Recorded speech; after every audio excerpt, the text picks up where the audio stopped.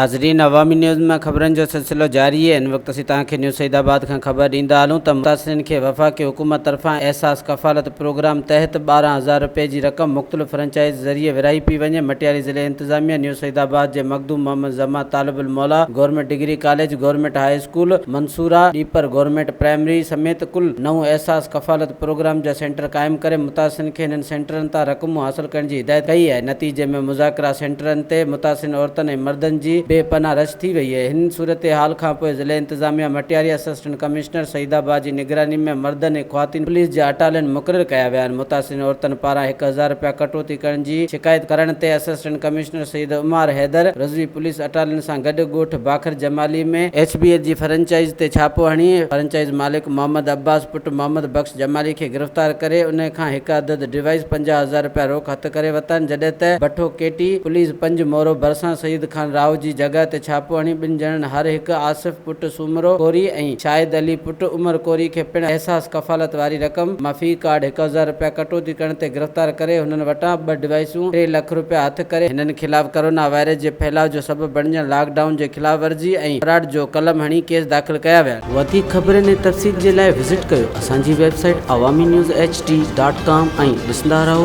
Awami news HD।